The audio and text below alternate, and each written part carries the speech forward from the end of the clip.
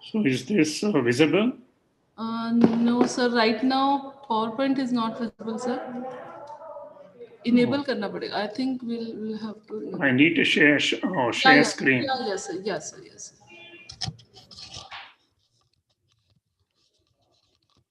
Sunny, are you there? Yes, ma'am. Okay, so now we can see sir's screen. No? You can see my slides? Yes, sir. We can see. Okay. Yeah. Okay. Tell me when to start.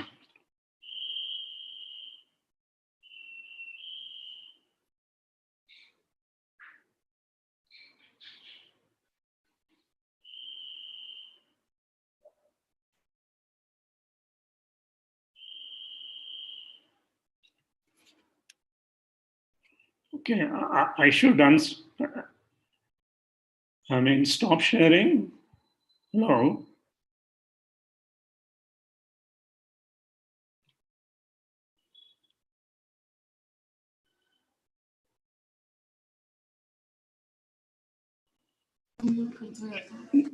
No, should I stop sharing and then I started? No, sir, you should not stop sharing. Just 2 minutes, sir.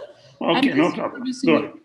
नहीं हो रहा है छोड़ो करे अब मैं कल से घर से करूँगी मेरा घर ही सबसे अच्छा है okay so good morning participants first of all I welcome Dr. S. Raghuthama. Dr. Raghuthama is between us.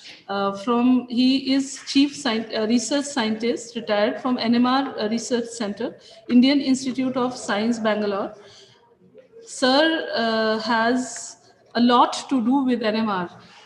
As far as I would also like to mention over here that we are organizing this program under the aegis of Professor K. Srinivasulu chair. This chair is being established in this college in this session, and the chair is all about all talking about research. ये पूरी की पूरी जो chair यहाँ पे हमने establish की है, this is about talking about chemistry, talking about research, talking about new technologies and all that.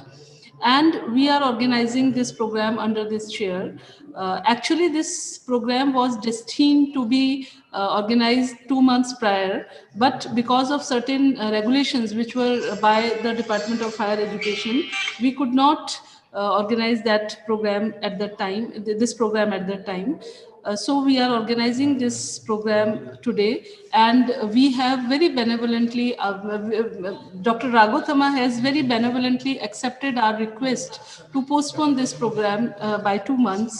So we are here to listen Dr. Raghuthama.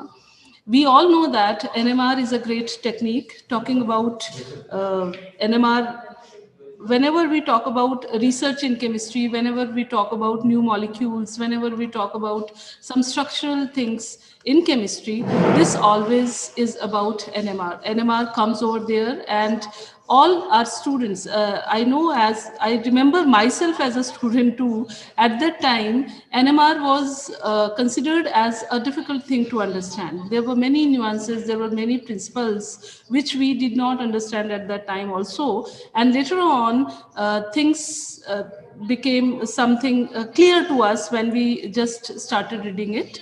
But now we see that there are many new advances to the typical NMR. They may be 2D NMR and 2D NMR techniques and all that. So Dr. Raghuthama will take our students, he will escalate these students from the introduction of NMR to the difficult portion of NMRs. He'll take us to 2D NMR and all that. I would just like to mention a few things about Dr. Raghuthama. However, we are not, I must say that we are not, I can say that we all know Dr. Raghuthama through internet and through whatever he has done for chemistry research. We know him through that. But I would just like to mention our students over here. Dr. Raghuthama is as I told, Chief Research Scientist, NMR Research Center, Indian Institute of Science. He has 117 publications to his credentials, and this data may be a bit old, so there might be some new additions to his research also. His research papers are well read. Some 14,750 odd readings are there, with 2,500 citations of his papers has been cited 2,500 times by other leading researchers in the field of NMR. So such is the gravity of such is the strength of Dr. Ragothama. He's working on structural biology, he's working on peptides, NMR spectroscopy, and many more research credentials to his accolades. He'll also, actually this web-based lecture series constitutes of 3 days, 5th, 6th, and 7th of November, when Dr. Ragothama will be talking about introduction to research, introduction to NMR, and then he'll be talking about applications of NMR to peptides also. I will not be wasting any time. I'll just request our principal of the college, Dr. Arpan Bharadwaj, to please say a few lines about in the beginning of this program. Dr. Arpan Bharadwaj, please, I request you. Principal sir, please come.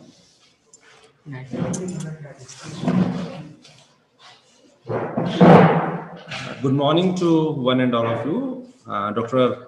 Ragothama, I welcome you on this auspicious occasion, and it's really, I must say this, Amrit is going to fall in the campus of Madhav Science College next 3 days. NMR, nuclear magnetic resonance spectroscopy, as it's known for its difficulties to understand and difficulties to interpret. So it is a proper choice, a right choice to understand nuclear magnetic resonance spectroscopy through you. And definitely your time is very precious. So I will not like to engage the audience, the students, and our teacher fellows in my words. Rather, I would like to invite you to start with your presentation and everything. I welcome you once again, sir, and we are there for 3 days, and it will be a really great pleasure to listen to you. Thank you very much, sir. Thank you.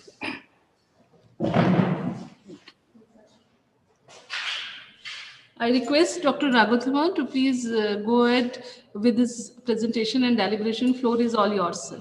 Thank you, sir. Okay. Thank you, Dr. Kalpan, and thank you, Principal Bharadwaj. I'm really grateful for your kind words, and I hope I live up to your expectations. So I'm really honored to give this talk under Professor Srinivasulu chair. It seems I also happen to work with Dr. Sri Lakshmi, who is the daughter of Srinivasulu in Professor Balram's lab long ago, 20 years ago. So though we did that thing, we had publications-wise, we could not take it to that level because in between I had to go, and then when I came back, she has to go. Something like that happened. But anyway, it's great working with her as well. Okay, coming to the topic, I title it as NMR spectroscopy basics and its applications. Especially, I concentrate on peptide applications, call it bio applications, because I worked on peptide throughout my career. Okay, now in my first slide, I have this hall containing various spectrometers that are, this is our national center, National NMR Center. Anybody come and use it. There are about 8 spectrometers here, quite expensive spectrometers. We have from 400 to 800 megahertz spectrometers. And as I said, it's open to anyone. Anyone can come and use. And of course, there is some nominal charge for using these machines. Now, what is the use of so much expensive machines?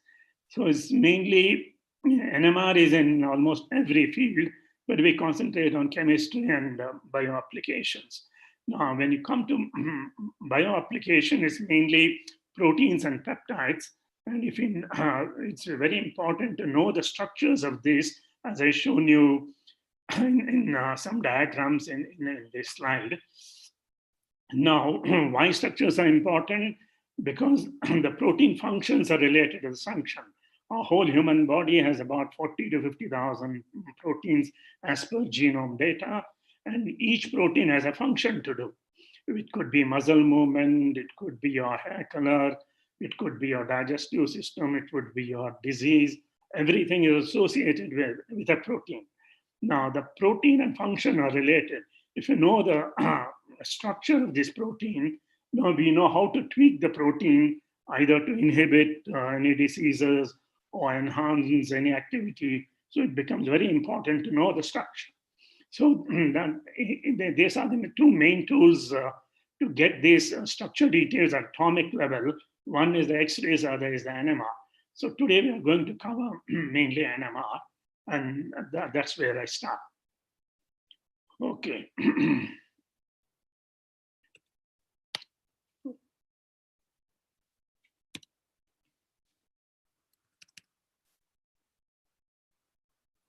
I'm not able to move my slides. Let me see. Yeah. So this is now before I start, because there is some students in the audience, I just want to give, there are so many textbooks available, but if you're starting your NMR and continue to do NMR, these are the books which would be useful. And there are, of course, hundreds of books. I've listed only very few here. The very first book is by Professor Derome, titled Modern NMR Techniques for Chemistry Research. This is really for beginners. Very fundamental book, very extensively written, very easily readable. This is like a story book. You can literally understand. If you cannot understand, you can go further and come back and read it again. Unfortunately, Derome is no more. He expired. He worked in Oxford University, but the very engaged he expired. But later on, to his addition, his own student, Claret, wrote another book on similar lines, including the new advances here.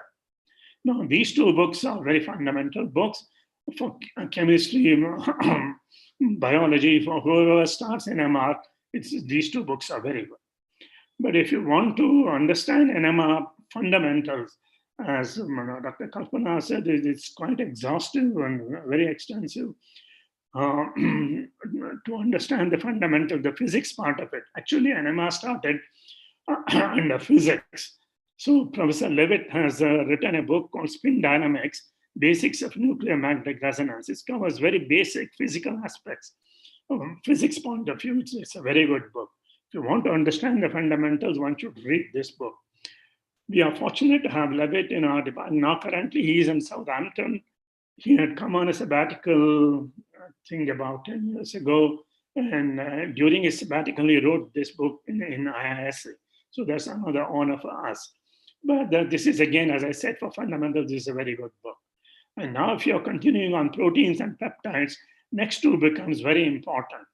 Uthrik, who showed us how to get the protein structures, wrote this book. He got a Nobel Prize for that. And this is the very fundamental book for people doing protein structures. And now there is another book which gives you all the pulse details, pulse programs, how it works, the mathematics of it. So they are all done in what is known as the 5-author book or Cavino et al. Book, Protein NMR Spectroscopy Principle and Practice. So these are some of the books. There are so many other books as well.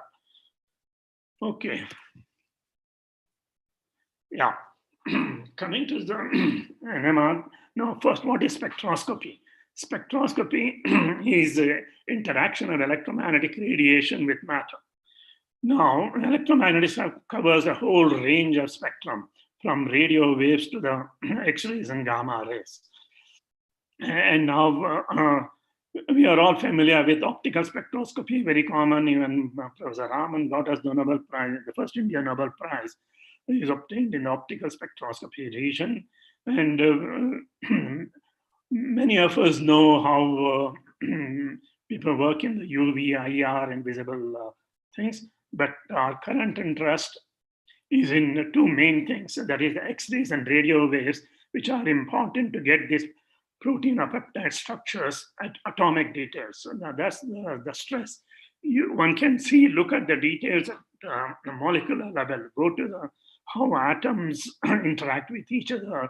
All these things can be done and understood by these two techniques, which happens to be in the either end of the electromagnetic spectrum. Now, when I say either end, there is energy associated with it. Radio waves, where NMR happens to be, is the best suited because the radiation affects the energy part of it is very safe. Whereas as you go higher and higher, the frequency increases, so also the energy that the radiation effect increases. So though we can work with X-rays, one has to be extremely careful because of this radiation effects. So comparatively, NMR that way is quite safe and very useful. Important parameters can be obtained from there. Even in medicine, the MRI, the so-called MRI, nothing but NMRI. They have removed the word nuclear there, but they simply call it magnetic resonance imaging. It works on the same principle. So that way, relating to X-rays, NMR is quite safe, and henceforth we will deal with more with NMR. Before that, let me compare and contrast between X-rays and NMR when you talk of structures. So when as I said, X-rays is the original tool invented to get these atomic detailed structures. And now for get to X-ray structures, one has to crystallize. The main condition is it has to be a crystalline material. Single crystals one has to get, and then one can do this X-rays analysis. Whereas there are limitations in NMR.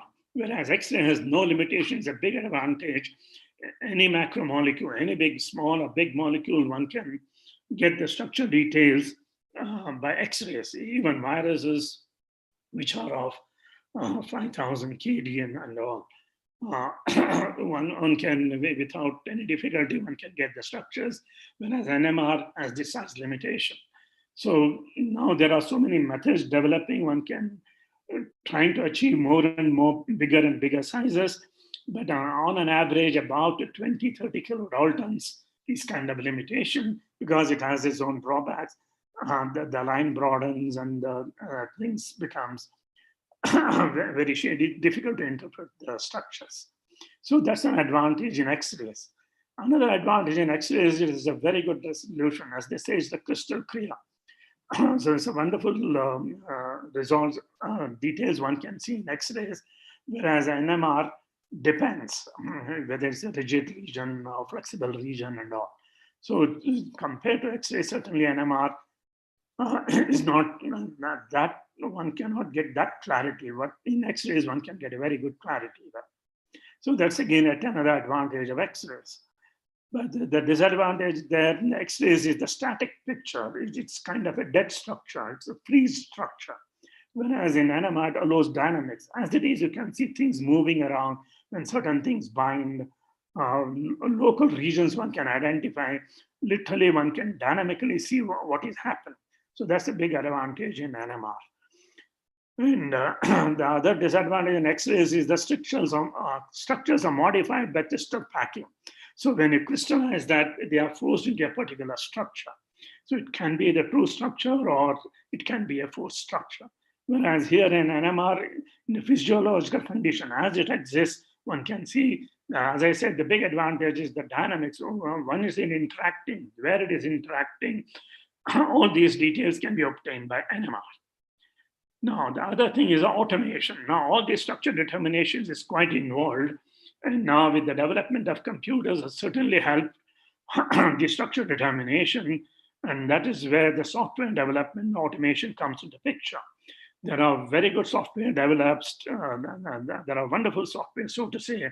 So the human intervention is very minimal here. You have to simply collect in X-ray, you have to simply collect the diffraction data, feed it to the computer. It does everything for you. You simply collect the data and give it, and however big the structure, in a couple of days, you get your structure. Whereas NMR, though there is some automation, a lot of development has taken place still. It's compared to X-rays, it's not fully automated. Still needs some human intervention, and it's quite involved, and it takes some time to get the structures. So if we can get X-ray structures within days, it takes about weeks. Earlier, it used to take months to get the structure, but now with available automation, upgradation of automation one can take. One can get NMR structures also within weeks. Okay. So coming back to NMR, what is NMR? NMR stands, as all of you know, nuclear magnetic resonance. Now, when I say nuclear magnetic resonance, one gets perturbed when to hear the term nuclear. There is nothing to do with the nuclear energy. There is no fusion or fission taking place here. Nothing to do with the nuclear energy, of course. It's the energy involved in the nucleus, in the protons, and associated with the spins, and the spins can have two states, and this is the energy difference between these two states, which is quite small, and which happens to fall in the radio frequency range, which is quite harmless. So nothing to do with the nuclear energy. One has to be careful about that.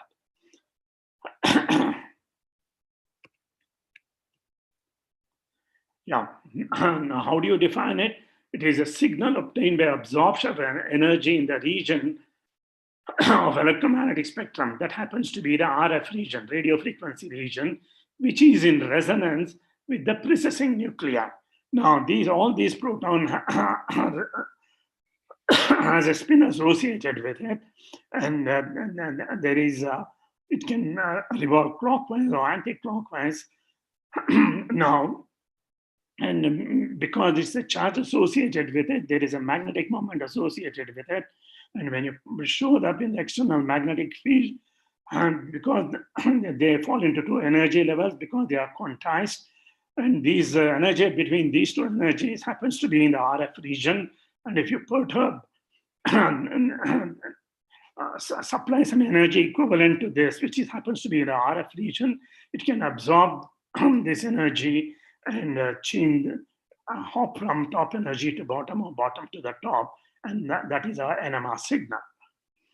And that's what we are studying.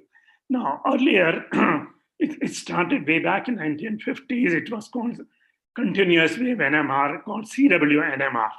So we need a magnet, of course, because these are all tiny magnets. When you expose to external field, they align the upper state or the ground state or the lower state. And if you perturb the energy equivalent to this energy gap by a transmitter, radio frequency transmitter, it absorbs that energy and it can be detected. Now, there are various groups of protons present in that. We will define that. That's called the chemical shift. We will come to that a little later. And now each group resonates at a different frequency. So you can sweep the frequency from over a range in the about 5 to 10,000 kilohertz range and pick up signal by signal. So that is called continuous wave. We continuously change the oscillator frequency, pick up signal by signal, and then you get your NMR spectrum. You can either sweep the frequency or keep the frequency constant, sweep the field also. Either way one can do, and that is called the continuous wave NMR. Now it has become obsolete. There is no continuous wave NMR, and I don't know, there could be some exhibition antique pieces in some labs, but currently it's all pulse technique called FT-NMR spectrometers. Now here, instead of exciting one by one, you send a short burst of pulses. A short burst of pulses supposed to contain all frequencies. This comes under instrumentation. I'm sure Professor Srinivasu would be interested in that. I heard he's very much interested in instrumentation as well. And so now the technique is you simply send a burst of pulse, which excites all nucleus at a time and get it response in the time domain. It's called the response is called the free induction decay. Why do they call free induction decay? It is because it's free of the inducement by this pulse, signal induced by this pulse, and it's a decaying signal because it has to go back to equilibrium, exchange energy with the latter, and then you get a decaying signal. If there is only one kind of signal, like water, there's only one kind of proton, the signal response would be a kind of a sine wave or cosine wave represented here.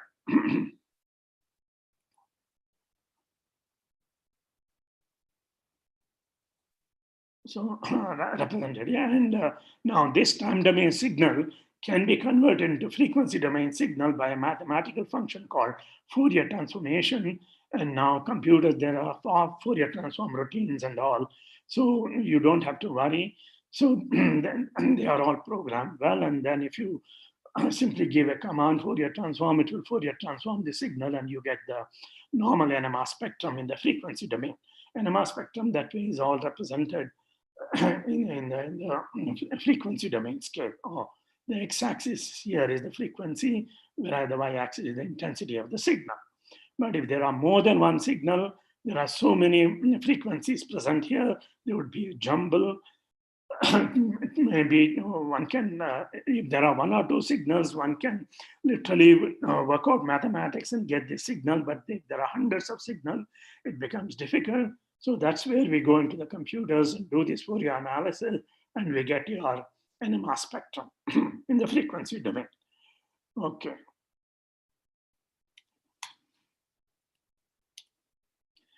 Now, when we talk of NMR, it's very widely used among the all spectroscopic technique. NMR is very widely used, but the problem is that the sensitivity is very low. It's the least sensitive technique of all the spectroscopy, but its advantages are immense. There are a lot of big advantages here. And the nature of analysis has a big advantage. And now, because of this, it's gone into every possible field. It can be physics, quantum computing is the latest thing working on. It can go into chemistry, it can get structural biology, it's into medicine, it's into imaging, it's in industry, it can be polymer industry, pharmaceutical industry, petroleum industry, even airport security checks. There are NMR instruments now. So name it, there is NMR here. Now I'm using this cartoon here. We have an annual NMR conference every February. In 2003, we organized it, and there was the student competition. One of the students got this logo representing various applications in the various fields, and I've just put it here. And the big advantage here is a non-destructive technique. You can recover your sample once you finish your NMR experiment. It's non-invasive also. You don't have to cut open anything or stitch anything. It's non-destructive, non-invasive. The big advantages are, as we concentrate on 3D structures, peptide protein structures, and of course, the immense advantage in the imaging in medicinal field. The MRI has become very popular now. Now, to put it in Nobel Prize Professor Ernst's work, who gave a lot of things to this NMR, who contributed quite a bit of things. A lot of methodological development is by Professor Ernst, who got a Nobel Prize for that. Now, he says, because there is hardly any other technique that is so informative and so many different types of applications possible in NMR. And not only that, because there is no other technique that provides so much fun. You can play with the pulse sequences, you can edit your spectrum, get whatever you want, hide whatever you don't want. So many things one can play with it and get information. Now, as NMR was discovered in bulk materials in 1946, and they awarded a Nobel Prize for that bulk discovery to Bloch and Prussell in 1950s, I think. But before that, Rabi is the one who discovered this NMR in the molecular beam. At the molecular level, he discovered, and he named it as a nuclear magnetic resonance. He actually got a Nobel Prize for that also, and normally you miss the mention of his name. The Rabi who first discovered NMR, later on Bloch and Prussell showed it in the bulk materials. And there are so many developments, I won't go through this. Some important steps I'll discuss. The next important thing, as I said, NMR started as a physics tool. Sorry.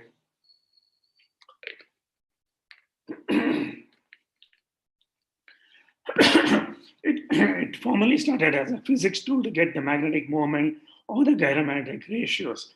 They simply considered all hydrogens resonate one place, carbon resonate one place and all. But when chemical shifts were discovered, they came to know that even within the molecule, like alcohol, there is a CH3 group, CH2 group, OH group. There are different kinds of proton. They also give separation. They can be separated. That's where the chemical shift started. And India involved in this. I'll come to that a little later. And they kept on developing. There is a spin-spin coupling, another important parameter, even for structures. And there is this Overhauser effect, very important again for structures. And then development kept on happening. So these are all the continuous wave days. And then came the big jump on the FT-NMR when Ernst showed that NMR can be done by this FT-NMR technique. So that is another milestone in NMR. And then a lot more things happened. And then the next milestone is a multi-dimensional NMR or the 2D NMR. It's literally proposed in a workshop meeting by Schreiner. He never bothered to publish the data. He simply mentioned it in a workshop and forgot about it. And it's the Professor Ernst who waited for him to develop, but because he did not develop, he took his permission. That is the level of respect for each other, and then waited for 2 years, took his permission, and then developed it. And he developed it so well, he got a Nobel Prize for that. And then comes the NOSI, 2D NMR NOE, which is again very important to get these biostructures. That is where Guthrie gets the Nobel Prize for getting these biostructures. Now there are, as I said, sensitivity is a big problem. There are so many developments to enhance the sensitivity.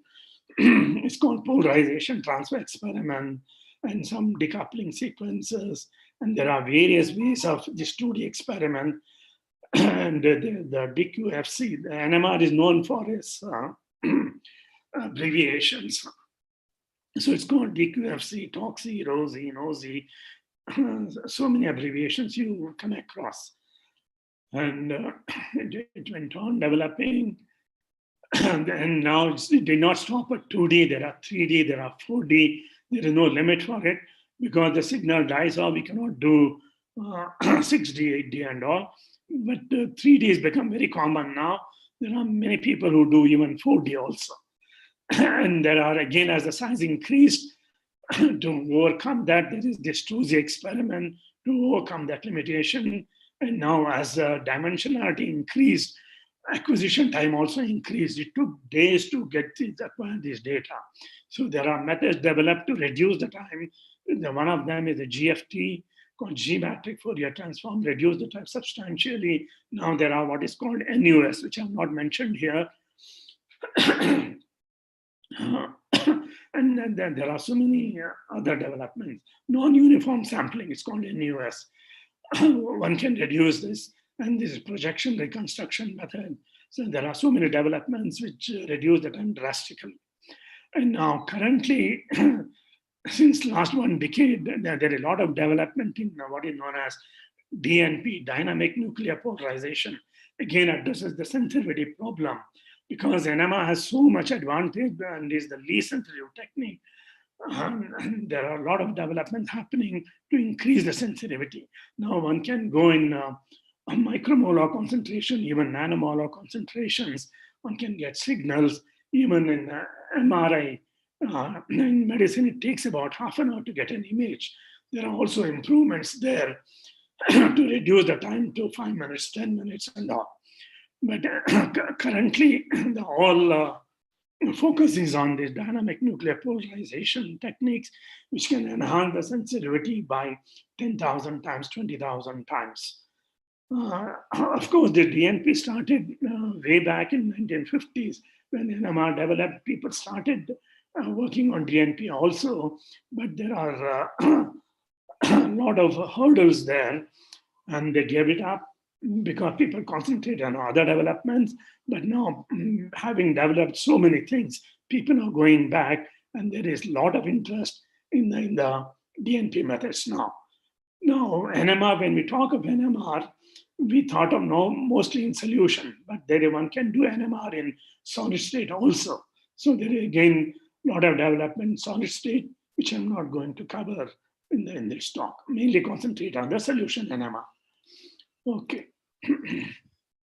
Now, I also don't discuss about this magnetic resonance imaging, but I just mentioned it. Magnetic resonance imaging, nothing but nuclear magnetic resonance imaging, just for the sake of the word nuclear, is simply remote because it may scare many people. Especially, there is a joke. All of us wants to go to US, and if you want to go to US embassy and say you're working in NMR, they ask you what is NMR. If you say nuclear magnetic resonance, you're stuck. As soon as the word nuclear, they say you're working with nuclear energy, they reject your visas. So one has to be careful mentioning that. So very cleverly, these medicine people removed this nuclear word and simply kept magnetic resonance imaging. So now here, they concentrate on the just water signal. Our human body is full of water. Simply look at the water signal and simply, because there is only one signal, you can vary the magnetic field, use a gradient and vary the magnetic field and map this water signal at various locations, at various fields, and because of these gradients. And then all these data are fed into the computer to generate this three-dimensional image. So it gives us fantastic images. Only thing is it's quite time consuming and it's expensive. Compared to X-ray, it's very comparable to X-ray data. Sometimes you get much better information from MRI, very detailed information. And the biggest advantage is harmless. You can take hundreds of MRI, but you cannot take hundreds of X-rays. You cannot even take few X-rays because of this radiation effects.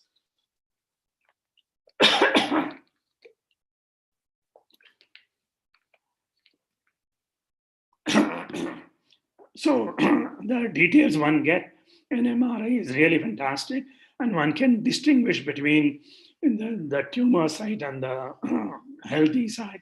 And because of that, there is another parameter called relaxation rates. And because of this relaxation rate, one can distinguish a tumor site or a cancerous site from the normal site.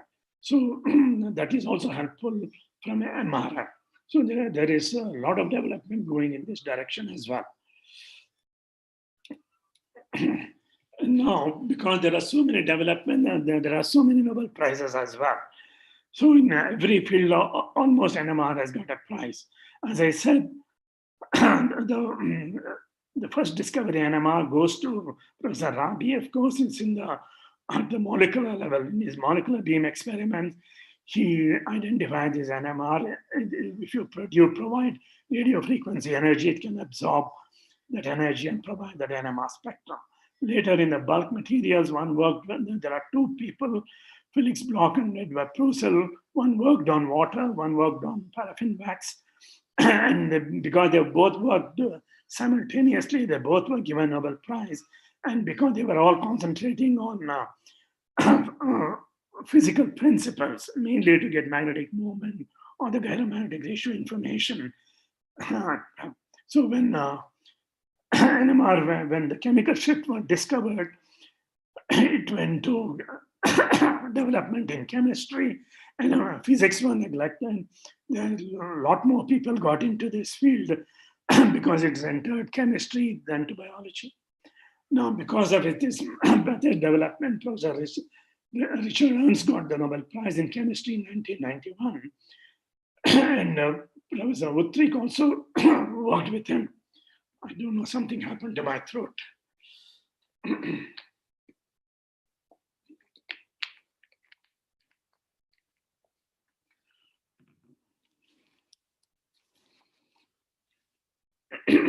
Professor Utrik got a Nobel Prize 10 years later for his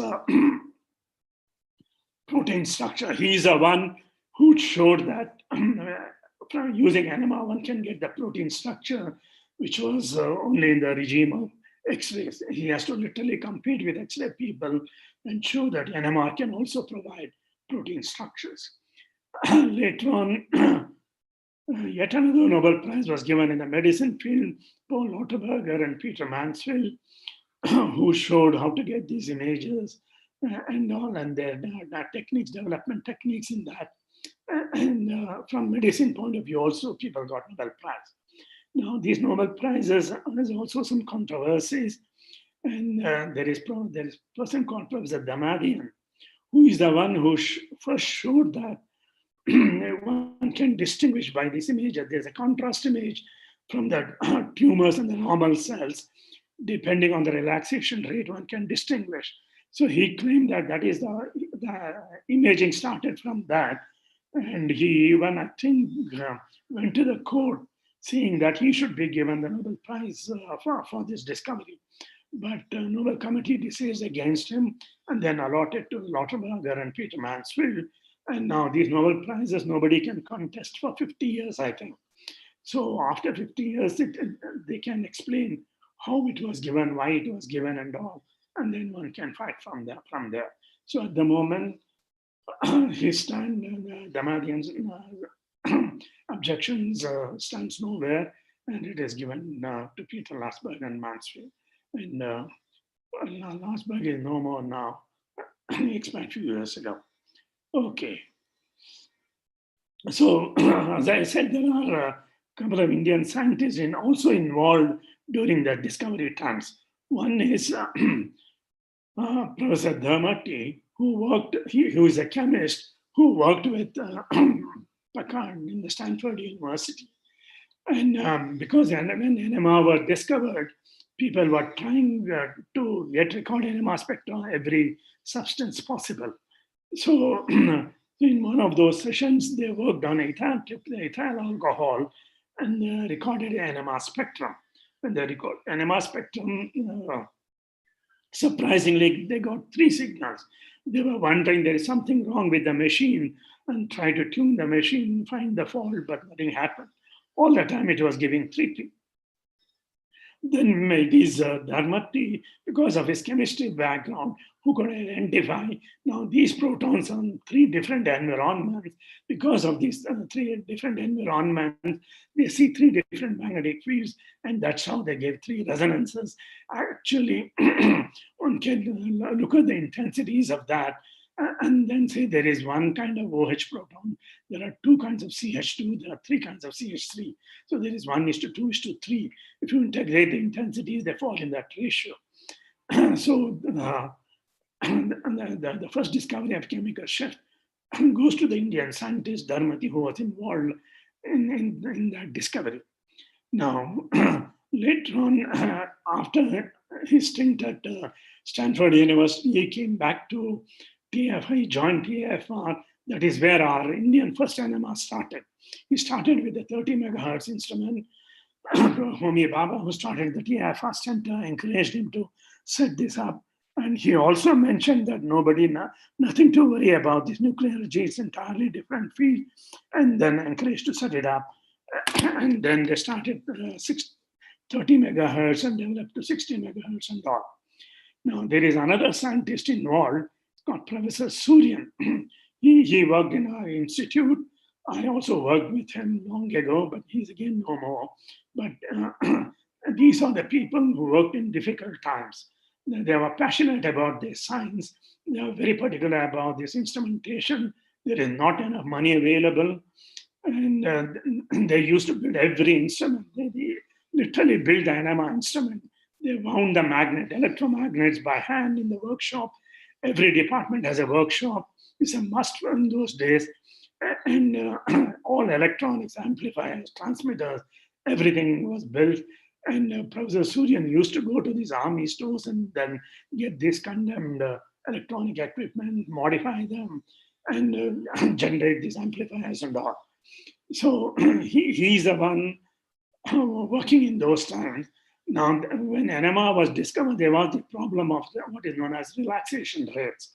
Now, to improve the NMR signal, you signal average it. You accumulate over and over again and signal average them. But to do this, once you excite this NMR signal, you have to wait for a certain time so that it goes back to equilibrium condition. It goes back to the original state. Now, the time it takes to go back to original state is called the relaxation rates. Now, it depends on the material. Each one has its own relaxation rate. It becomes it's time consuming. Now he's the one who come up with flowing liquids. Now he set up an NMR tube where this flow is established, put a coil at the center and adjusted the flow so that every time you record a signal, there is a new sample coming in because of this flow. So you don't have the relaxation problem every time there is a new sample present and new identical sample present there.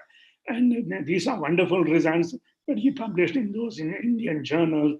No one was referring that. But later on, when things developed, people picked it up and they honored him. Towards his later ages, even Institute has a special symposium in his honor and honored him. He not only worked on that, he also worked on another area called radiation damping. When there is a huge signal, because of this eddy current, the side signals are all disturbed. So he gave another method of dampening the signal and getting this. So he's mainly a semiconductor person. He's also an entrepreneur. He established in the metro. So he and Professor Vasudevan started a silicon factory. I think now it is taken over by someone else. And that way he's a very dynamic person, very passionate about science. And it's good to remember him in these days, his contributions. Now, again, I put this slide because Professor Srinivasalu, I think, was also interested in instrumentation. No, I don't go into the details. I'm simply put a block diagram here, how an NMR spectrometer looks like. Now, the main thing NMR spectrometer is the magnet. Nowadays, as I said, when we go to the principal, we see we need higher and higher magnetic field. Now, there is no more electromagnet. It's all superconducting magnets because electromagnetic has limitation. It cannot go to very high fields. So you have to go to superconducting magnet. The problem with the superconducting magnets are the coils have to be kept in liquid helium. So get liquid helium is very cumbersome. So that is another problem. But no, nowadays there are all these problems are overcome. So now we go to very high magnetic fields. And that's how we get 800 megahertz, 900 megahertz. The current spectrometer commercially available is 1200 megahertz. 1 gigahertz, 1.2 gigahertz spectrometers are available. A magnetic field is about 23, 24 Teslas, reached up to that point now. But getting 700, 800 become common, 400 megahertz and 500 megahertz. Every lab has, almost every lab, even in India, has the spectrometers. I wish Jain University also has the spectrometer. Okay, now that is the main part of the NMR spectrometer. Are you listening? Hello? Yes, sir, everyone can listen to you, but we have muted them so they will not be able to unmute. Okay, because there is a humming noise coming, that's why I said. Okay, I'll continue. So now the main part is the superconducting magnet. There is a probe where we put our samples here. Because it's so insensitive, now there are these amplifiers, transmitters, and all in what is known as a console, electronic console. Now they produce this transmitter. The RF radiations are provided by that, and once it absorbs, the sample kept in the probe absorb this transmitted radio frequency pulse. And then it absorbs that energy. And then when this pulse is removed, and now these protons go back to the transition happens. While transition happening, it produces a signal kept in the coil in the probe. And that is called the receiver coil. The signals are received in the receiver coil because they are very weak signals. It is immediately amplified. That is what is known as a preamplifier, kept very close to the probe. Because the signals are so weak, it may die off in the cable. So this is a very short cable, and there is immediately they are amplified. and then further amplified, and they are all digitized and stored in a computer, and then analyzed. So the whole thing is computer controlled. And now the instrumentation part, I don't think I'll be able to cover. In case if I get a time, I'll cover towards the end. Little more information on this. Okay. Now these are the state-of-the-art spectrometers, as I said, from our lab. And such things you can find all over the world, even all over India. 4 or 5 places in India have 5 or 6 spectrometers in their facilities. And almost every university has a spectrometer now. There are, I think, about 800 to 900 spectrometers available all over India. Now, just for historic sake, now this is the first superconducting magnet obtained in India. So the getting superconducting magnet, one is the cost of it. Second is the maintenance. Getting helium, liquid helium was the biggest problem. IAC has a cryogenic facility where they produce, there was a machine, helium liquefier, which produces about 5 liters per day. So they had this facility and they ventured. So now 4 institutes joined, TIFR, and from Mumbai, IISc, Raman Institute, and NCL, I think. So 4 institutes joined together, and IISc provided the space for it because they produce helium, so it was kept next to the helium lab. And that's where we started all our career way back in 1977. And this is the very first spectrometer with superconducting magnet. And now you see this console is so huge. Now the console is only 1/10 of this. It's one small box, current day spectrometers. And now, just for the fun part of it, this is the disk unit. Now these are called the tape units, which has about 256 MB. So there are huge drum tapes, and that is where we used to store the data. Now they are all obsolete. Now we get pen drive with megabyte data or gigabyte data. So now currently there are 8 spectrometers in our department, 400 to 800 spectrometers under one big roof. And it's a national facility, as I said, anybody can use it. And all over India now, as I said, about 700 to 800 spectrometers are available. And now, coming back to the NMR, now can all nuclei give NMR? Now, this is the periodic table. There are only certain nuclei which can give rise to NMR. There are certain nuclei which has spin 0. And this is, again, all of you would have studied in your undergraduate course. What is NMR active, NMR inactive? So if it has a nucleus spin 0, it's non-active, whereas carbon 12, oxygen 16, and they are all NMR inactive. Now they can be condensed in this table. The atomic number is even, mass number is even, atomic number is even, then the nucleus spin becomes 0, then they are NMR inactive. But if the atomic number is even, the mass number is even, atomic number is odd, then it has an integer spin, then it can give rise to NMR like 2H14 and all. And if it both are odd or odd even, then give rise to half integers, one can also see NMR from them. So it can be proton 1H or 13C. Now, when I say there are certain nuclei which cannot give NMR, isotopes can give NMR. So that way, literally, one can look at NMR of all nuclei, if not the main nuclei, is isotope. One can get NMR from their isotopes. So most common nuclei we study are 1H NMR or 13C NMR, 15 NMR, mainly for the protein chemistry, mainly use proton and carbon 13. When we go to the proteins, we include N15, sometimes phosphorus. Now, currently, there are a lot of interest in fluorine NMR.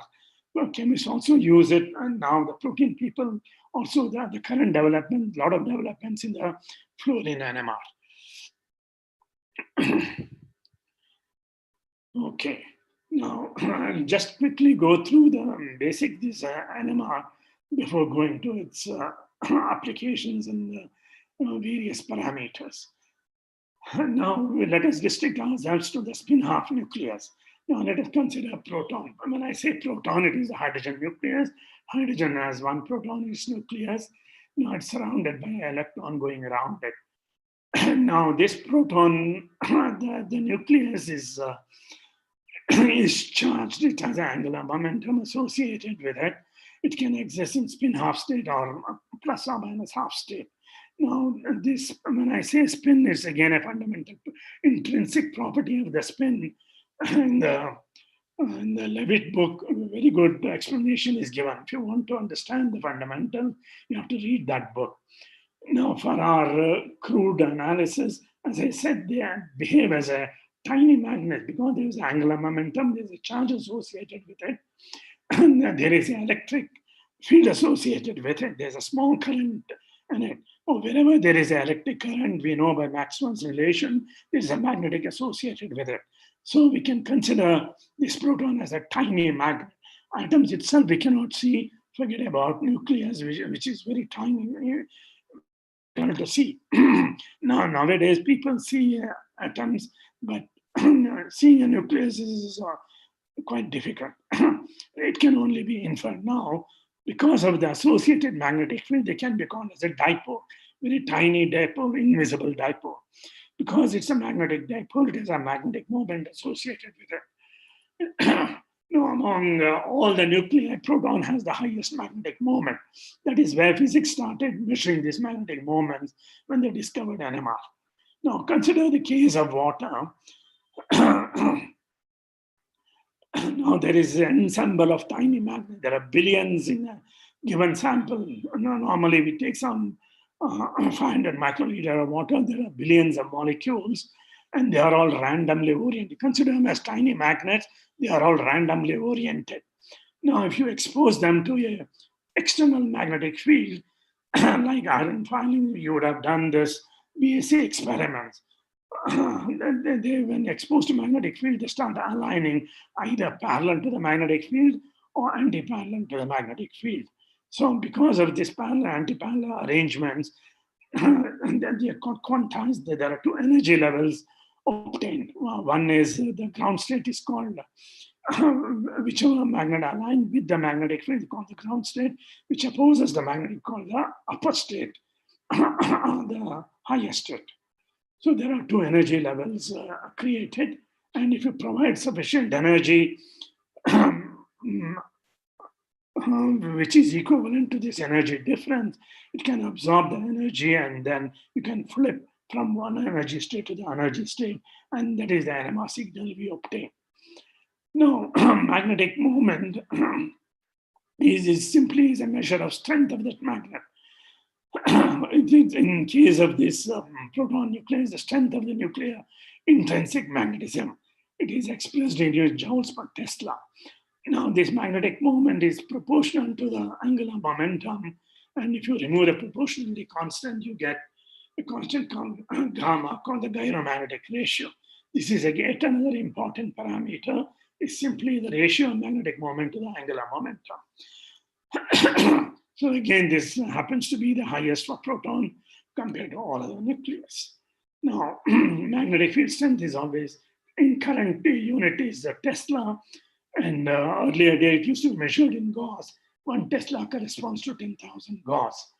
Now, Earth also has a magnetic field, a very, very low magnetic field is about 5 Tesla.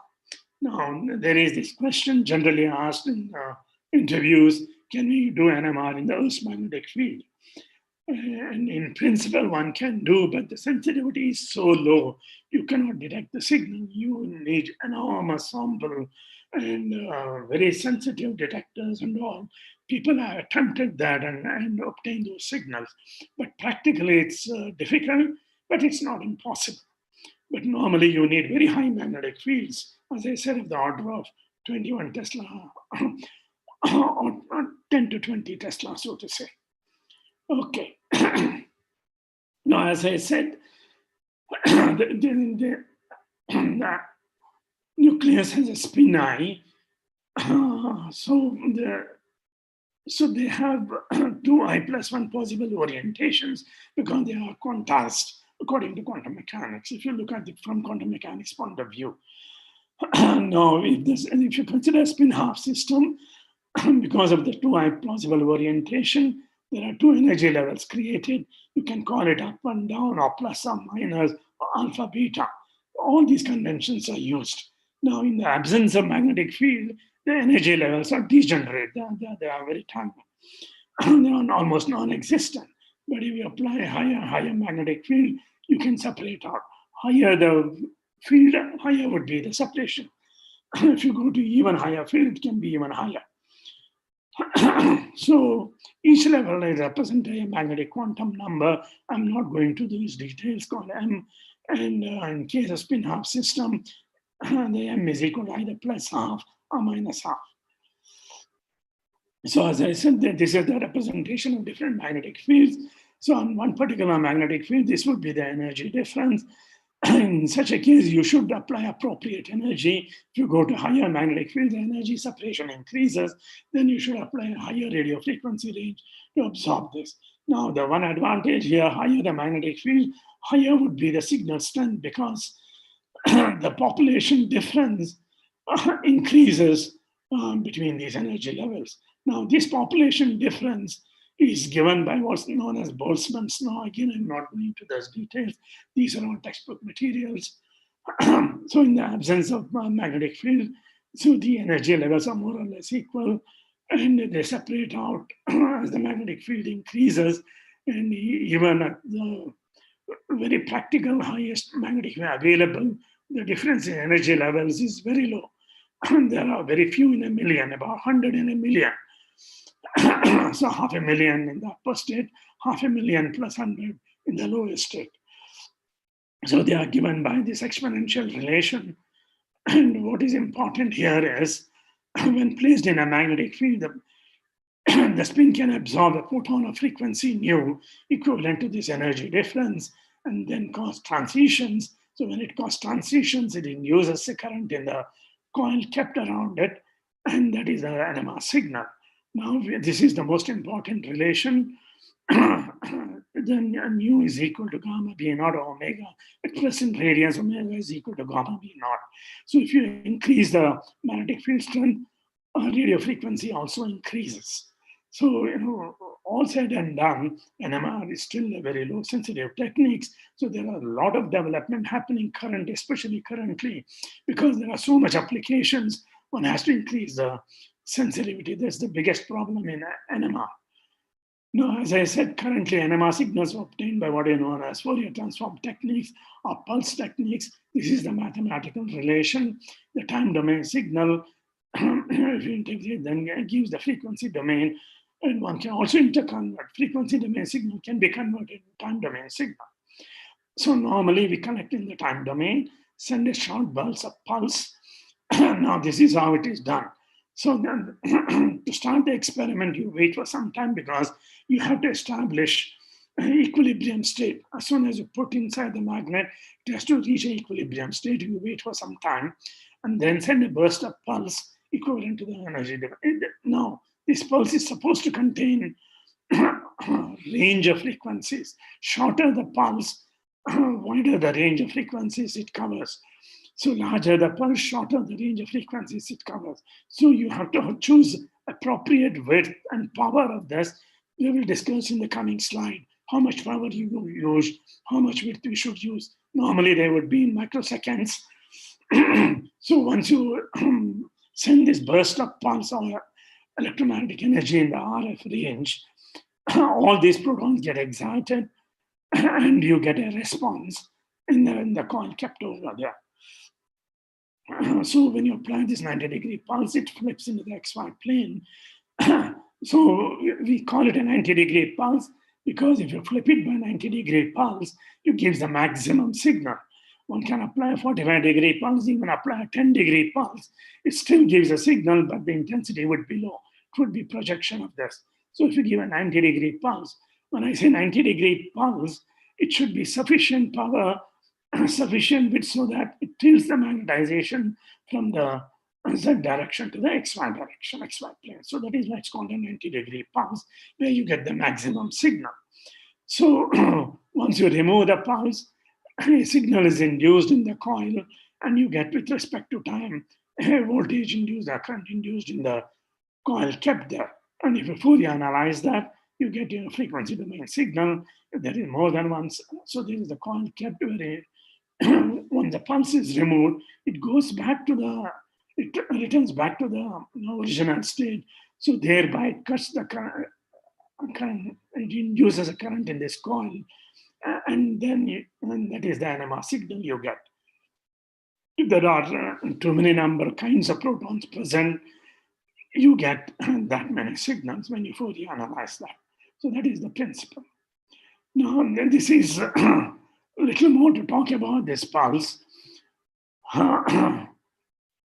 So from the electronic point of view, these are an oscillator produces these frequencies, and now you open it for a short duration time. That is why it's called a pulse. You open it for microseconds, and there is some power associated with it. Normally for protons, you need about 100 watts power, whereas carbon-13 and all, you need a lot more power, some 300 watts or 500 watts and so. Whereas when you go to solids, you need 1 kilowatt or 2 kilowatt power. But for solution for proton, 100 watt power is sufficient. And when you open this for a short duration, you tilt the magnetization.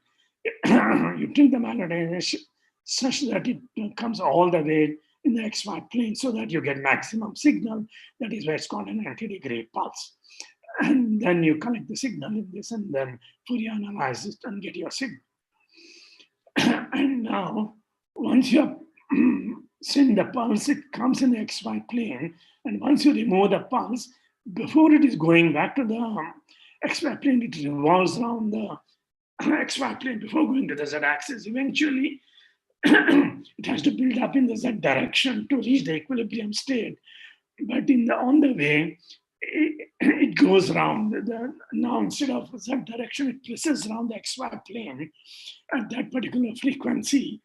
And that is the frequency here. It can be represented by a cosine wave or a sine wave, and it's called the time domain signal. Because there is some relaxation happening, it won't be infinite signal. So there is a dampening happening, and the signals, it would be a damped signal given by this cosine function. It's exponential dampening signal, so defined by this cos omega t to the power of t or t2. T2 represent the relaxation rate, how fast it exchanges energy. There are two things, T1 and T2, we'll come to that later. So it exchanges energy. The first, the spin, they exchange energy with various other spins and then relax, it dampens. So the rate at which it dampens defines the T2 relaxation rate, and that is the signal you get. In solutions, it takes quite a long time to decay. Long time means milliseconds time, whereas in solids, it's quite very fast because these interactions are very, very high. So in solutions, we are lucky, it damps slowly, so we can get the signal for a certain amount of time. And now, after the processing the XY, exchanging energy in the XY plane, it has to build in the Z direction, and it takes certain time in the build it back in the Z direction. That is called the T1 relaxation time. So these relaxation parameters are also important. Currently, they are very important parameters to study the dynamics. So they are also built into the system. Now, to spend a little more time on these pulses, as I keep on saying, what is an anti-degree pulse? It's a pulse of RF radiation with certain power to tilt the magnetization from the axis to the XY plane. Now, this 90-degree pulse is given by gamma H1TP. H1 represents the power. As I said, it's about 100 watts power, and the TP is the pulse width, normally about 10 microseconds. Then it can excite about 30 to 50 kilohertz range. And if you want to excite more, either you have to increase the power or increase the width. So you have to play around it, get the exact 90-degree pulse and apply. And now in NMR, it's not only the 90-degree pulse we use all kinds of pulses. It can be 45-degree pulse, it can be 10-degree pulse, it can be 180-degree pulse, it can be 135-degree pulse. And because it has various applications. When I say it's 180-degree pulse, you will literally take the magnetization all the way by 180 degrees. If I say 360-degree pulse, it's all the way goes around and comes back here. So there are all kinds of pulses used for 25-degree pulse, 325-degree pulse, 10-degree pulse, and all. So we will see as we go along these things. Okay. Now, before I wind up for the day, let me tell you about attempts to improve the sensitivity, because there's a very important factor. Now, as I said, the NMR is a very insensitive technique. There are only 100 nuclei, excess nuclei in the ground state compared the difference in the population between the two states. So this is only the 100 in a million, which gives us to NMR, which is given by the populations, are given by this exponential relation. Now, somehow we have to increase this population difference. Now, in the equation, you see it is the B naught. If you increase the magnetic field, you can increase the population difference, or you can reduce the temperature. Reducing the temperature, reducing it to zero, by a few degrees doesn't help. Even if you go to zero, it solidifies and all, there's a lot of problems. You have to literally go to almost close to 0 degree Kelvin, minus 273 degrees centigrade, to get very high population difference, which is kind of very difficult to achieve. So the one way is to get this, go to higher and higher magnetic field. So that is why people are now working at 1 gigahertz range and all, 21 Tesla, 24 Tesla and all. But the other improvement currently happening is the cryogenically, what is known as the probe. There is this coil. Now this, now what we are interested in, the signal to noise ratio. Now one is to improve the population difference and get the signal improvement. The other is to reduce the noise. Now the noise comes from the thermal effects, and called the white radiation from the electronics. So now that can be taken care by cryogenically cooling it. Now this receiver coil is cooled by liquid helium. So now there is a pump available which can pump helium gas, and you can cool it to minus almost 20 degree Kelvin, thereby reducing the white noise or the thermal noise. So you can reduce the noise. That's how we can increase the signal to noise ratio. And now this has become very popular. Almost everybody is trying to get this cryogenically cooled probe. But again, the problem is very expensive. It's normally a cryogenic probe costs about 2 crores, as much as an NMR spectrometer itself. So one has to be choosy about this. Now, there are various other methods, because these are very expensive. Even magnets, higher the rate also goes exponentially.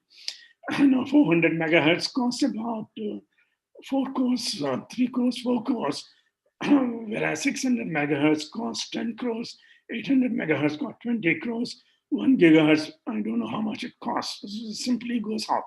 So it becomes exorbitant. So now then people started thinking other developments. So again, as I said, initially in 60s itself, people started thinking about the developments, increasing the signals. And then there are various chemical applications possible. One is called the kidnap experiments. As I said, NMR people are expert in giving these names. They call it kidnap because it's called chemically induced dynamic nuclear polarization.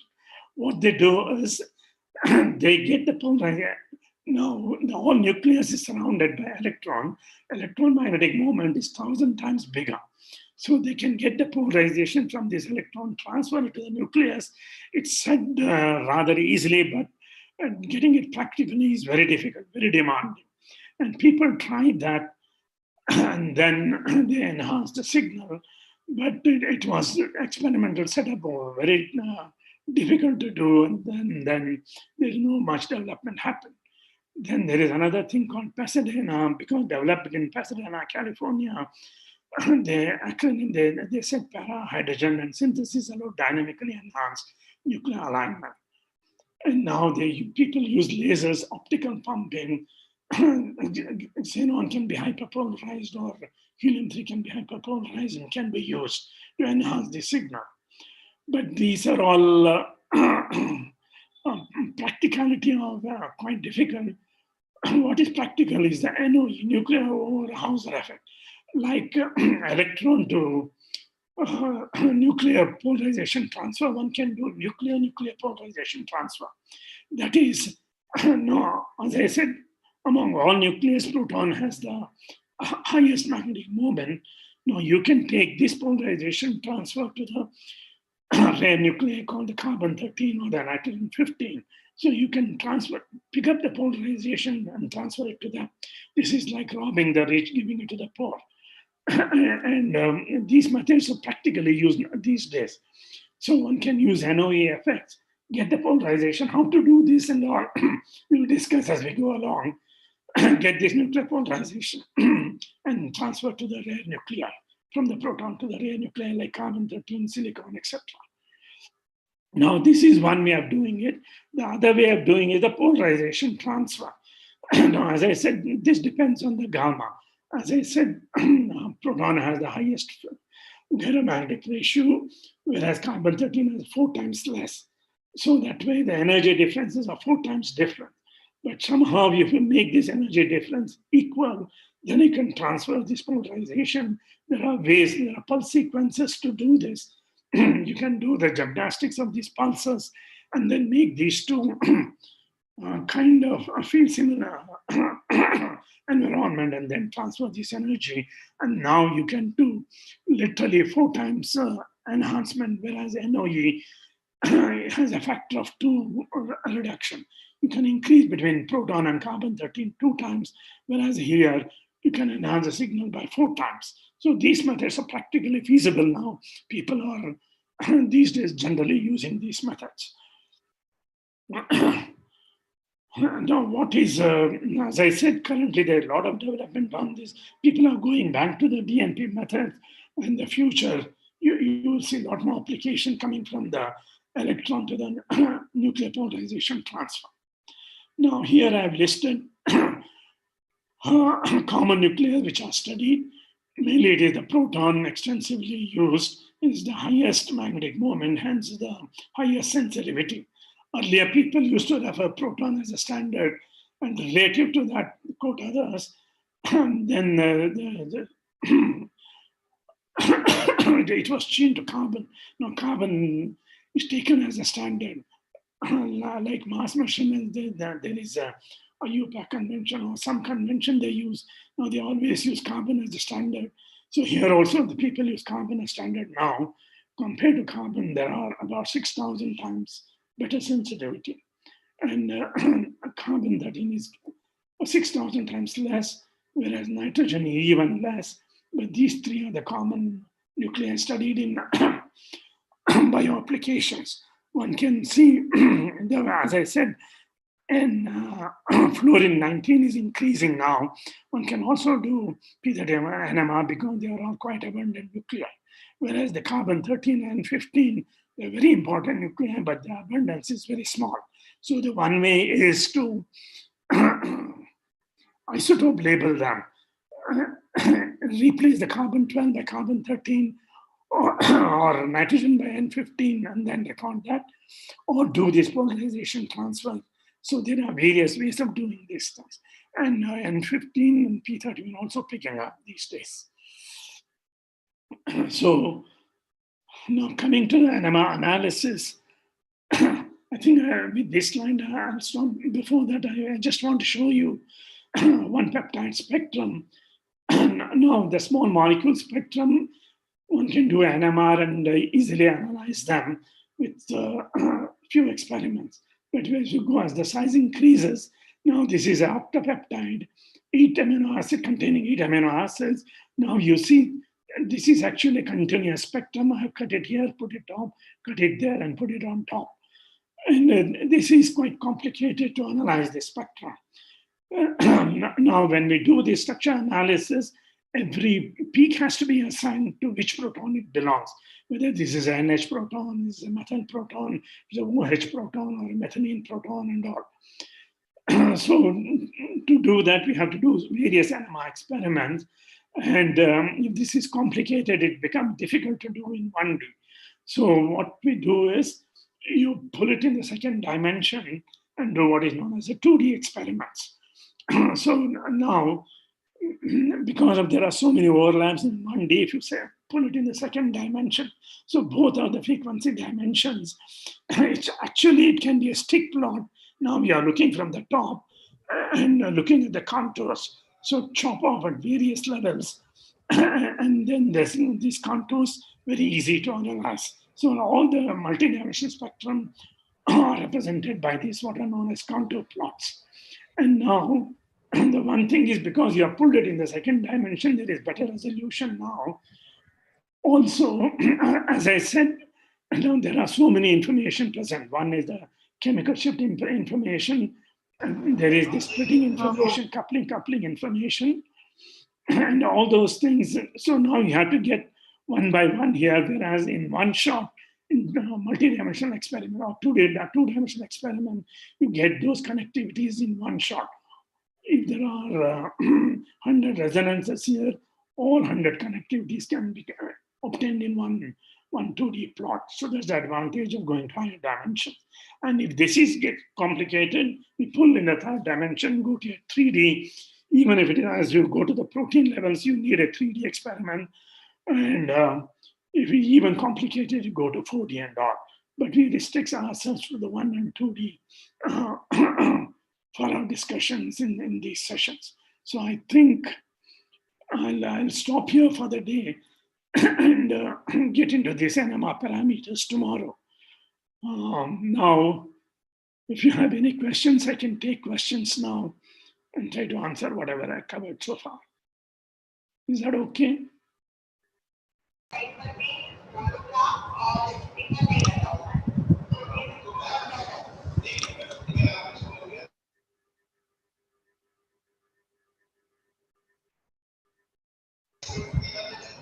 Hello, thank you very much, sir, for today's lecture. Now, I would like to ask participants, if you have any questions, please do let us know. If you have any question for today's lecture, participants, do you have any questions for today's lecture? Any question for today? Okay, thank you. I hope then. I hope now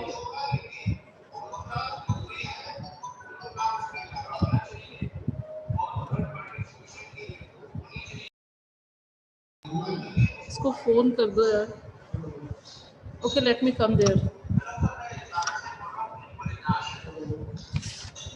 We have Dr. Sri Lakshmi. We have, I think we have Dr. Sri Lakshmi Desiraju with us. Wait for a minute.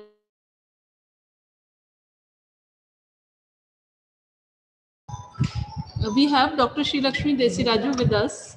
I was just observing that she was here. Actually, I just let all the participants know.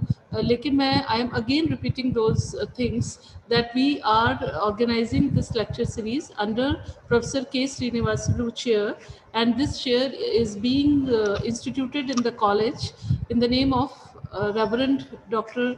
late Professor K. Srinivasulu. Professor K. Srinivasulu happened to be my guide. He guided me in my PhD work. He supervised me. He led me through all the things. And as we all know that Professor K. Srinivasulu, he was a great scientist. He was a great teacher. And above all, he was a great human being. He was popular not among his students. I think I must not use the word popular. Actually, we all worshipped him, and even he was equally popular among his peers also. He was a person who was equally respected by the peers, by the students. I need not to know by the scientists of this his fraternity. And basically, the most important thing was about Lusar was that he was not contained into one domain. He was not contained into chemistry or physical chemistry or inorganic chemistry or organic chemistry. He was a person whom you can talk at any length about anything and he'll answer you about those things. So this chair is constituted in his memory by his family and Dr. Sri Lakshmi Desiraju, who is with us right now. She happens to be one of the founder members and very honorable daughter of an honorable father. Sri Lakshmi Desiraju has done many things and she herself is a great scientist. So I would request Dr. Sri Lakshmi Desiraju to please say a few words on this beginning day. Dr. Sri Lakshmi Desiraju, am I audible to you? Rohit, Sri Lakshmi ko unmute karo. Can you hear me, Sri Lakshmi? Is she here? She was here, I think.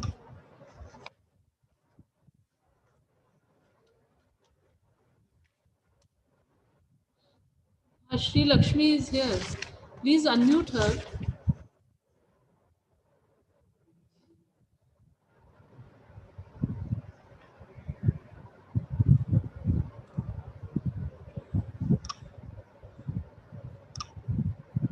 Sri Lakshmi, can we hear you? Unmute कर दो Rohit.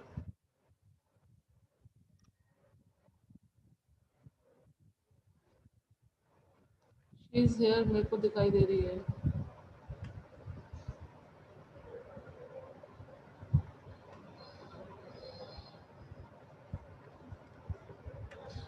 Administrator, are you there? Yes, ma'am.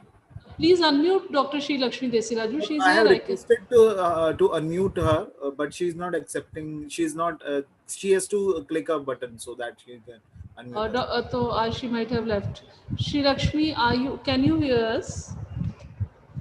Okay, I think she might not be here because of some other engagements.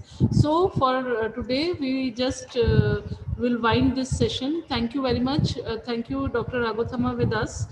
Thank you very much for being here, and thank you for letting us know about the introduction of NMR, and thank you for letting us know about the different scientists from your organization, which worked in unison with the other scientists on the very important topic of NMR. So thank you very much, participants. Also, I'll request you to be with us on the same time tomorrow. Tomorrow we will be moving towards certain other topics related to NMR. Dr. Ragothama will be taking you to the new horizons of NMR. So thank you very much, Dr. Ragothama, and thank you very much all the participants for being with us. I thank principal of the college who was with us, but right now, as we are seeing that because of this pandemic situations, there are admissions also going on the same day. So I think principal and head of the department is busy with his admission schedule. They may be with us tomorrow or day after tomorrow on the closing day. So for now, for today, we are closing this session.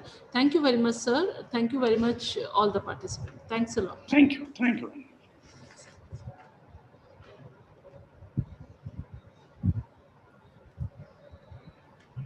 Thank you. We'll leave it. Administrator, you can please